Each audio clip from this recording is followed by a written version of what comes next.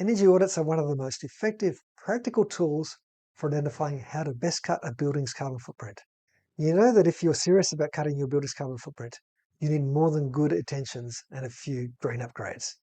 You need a plan grounded in data, logic, and proven results. And that's where energy audits come in. Today, we're breaking down exactly how energy audits help reduce carbon footprints. Hi, I'm Bruce Rouse from the Sustainability Education Academy. I've done many energy audits and I've spent most of my career in energy efficiency. So let's start by explaining what is an energy audit if you're not familiar with this. It's a comprehensive, systematic assessment of how a building or facility uses energy. It's not a quick walkthrough or guess. It's a deep dive into every system that consumes energy. Lighting, heating, ventilation, air conditioning, insulation, windows, motors, controls, IT equipment, and more.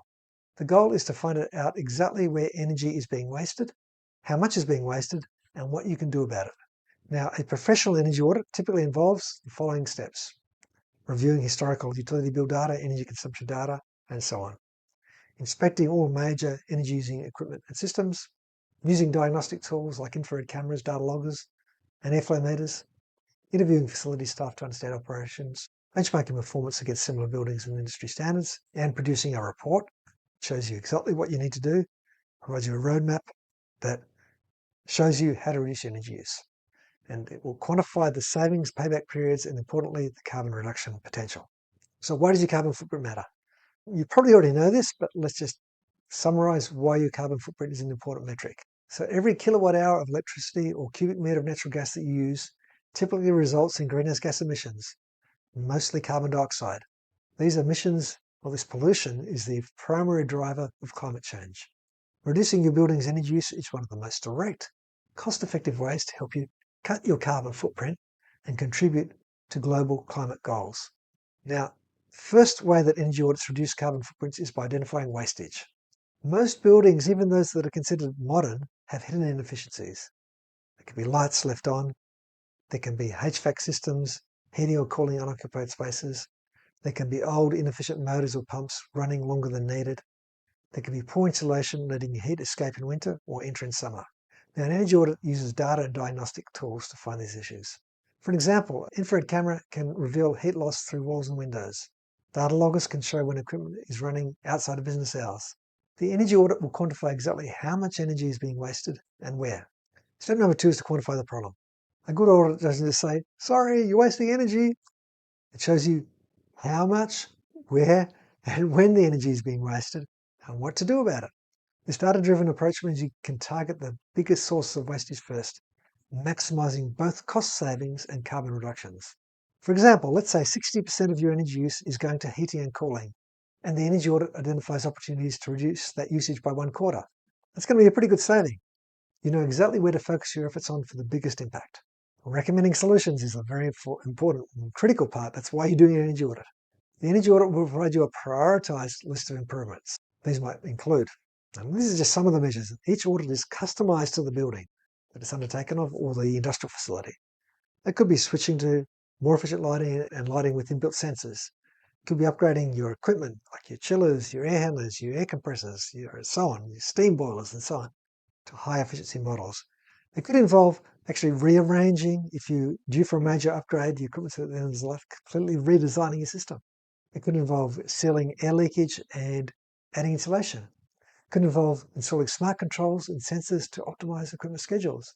It can involve replacing outdated motors with motors or pumps with inbuilt variable frequency drives. Each recommendation will come with an estimate of the energy corresponding reduction in greenhouse gas emissions and the cost. For example, upgrading your lighting maybe cut your energy use by 60%, and that can maybe translate into a 10% reduction in your total carbon footprint. Number 4 is then to implement or enable smarter operations. Energy audits often reveal operational changes or OPEX, operational changes that require a bit of OPEX, operational expense, that they cost little but save quite a lot. That can be like adjusting equipment schedules and optimizing set points. These behavioral tweaks can deliver immediate carbon reductions without major capital investment. For example, simply programming HVAC systems to shut down during public holidays can typically cut energy usage and emissions by 4%. Just like that. Supporting renewable integration into buildings increasingly important as the cost of solar has just plummeted so much. Audits can assess the feasibility of on-site renewables like solar. Firstly, you reduce overall energy demand first through energy efficiency measures, but then it becomes easier and more cost-effective to meet the remaining needs with clean energy, such as rooftop solar, or even incorporating some battery storage, as the cost of that also plummets, further shrinking the builder's carbon footprint and enabling you to shift energy use to times of use where the energy is cleanest. In many cases, the audit will recommend a combination of efficiency upgrades and renewable installations, maximum impact. Tracking and verifying results. A professional audit recommends you plan for measurement and verification, or M&V. This means you just don't hope for savings, you actually track the savings, confirm the carbon reductions, and adjust as needed for continuous improvement. Ongoing measurement and verification and ongoing monitoring helps ensure that the savings persist and that any issues that arise are caught early. Then we have aligning with policy and compliance. Some regions actually now require energy audits of large buildings as part of climate action plans. Completing an audit and acting on its recommendations helps organisations comply with regulations, qualify for incentives, and demonstrates real progress towards sustainability goals. It's not just about checking a box, it's about proving your carbon reductions with hard data. Let's look at a typical scenario. A commercial office building undergoes an energy audit and discovers its HVAC system is running up to 10 p.m. even when the building is empty. The audit recommends improved scheduling and identifies 10 other savings opportunities. After implementation, the building cuts its energy use by 25% and reduces its carbon emissions by over 100 metric tonnes a year. The lifetime return on investment is calculated as 240%, and the improvements boost comfort and asset value. Now, I want to look now at the role of technology. Modern energy audits leverage advanced technology. They can use infrared cameras to spot hidden heat loss. Smart meters and IoT sensors provide real-time data. Energy management software analyzes usage patterns and benchmarks performance. AI can be used to help optimize the savings recommendations. So staying current with these tools is actually non-negotiable for serious energy auditors. Technology not only makes energy audits more accurate, but can also help track and sustain carbon reductions over time. Implementation and follow-up are also a very important part of an energy audit. An energy audit is only as good as its follow-through.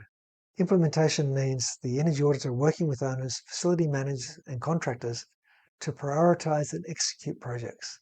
Follow-up assessments, measurement and verification are critical to ensure savings are real and persistent. This is where credibility is built and where carbon reductions are locked in for the long term. Now, policy framework, of course, is important. Policy is a major driver.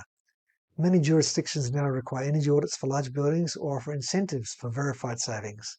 Examples include the EU's Energy Efficiency Directive, the New York City Local Laws 87, India's Perform, Achieve and Trade Scheme, PAT scheme, and in Australia, state schemes that incentivise energy efficiency upgrades, utility schemes, such as that in New South Wales, Victoria, South Australia, and the Australian Capital Territory. Understanding the regulatory landscape is essential for compliance and maximising project value. So why does certification matter?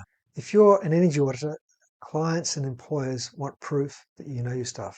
Earning a recognised credential like the Investment Grade Energy Auditor IGEA certification demonstrates that you have the technical skills and best practice to deliver energy audits that get implemented, not ignored.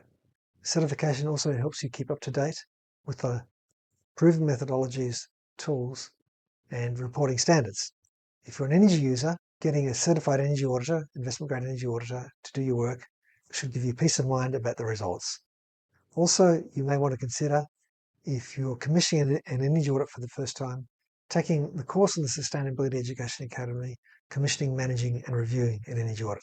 It won't take you long, but believe me, it will really help you get the best out of your audit. Let's reduce carbon footprint into a list of targeted measurable actions that, when implemented, will cut your energy usage.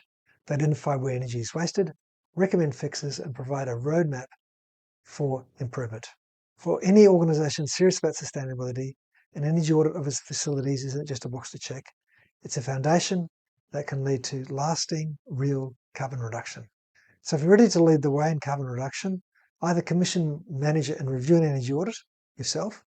Make sure you take all those steps and don't take this as a light exercise. That's why I've actually developed a whole course on this out of frustration, out of seeing many of my clients not really know what they're getting when they're getting an energy audit. And then also, if you want to do energy audits yourself, consider taking the investment grade energy auditor certification at the Sustainability Education Academy, and you'll find a link below where you can take a couple of lessons for free. So equip yourself with the tools, skills, and credentials needed to make a real impact. So let's work together for a more sustainable future, one energy audit at a time.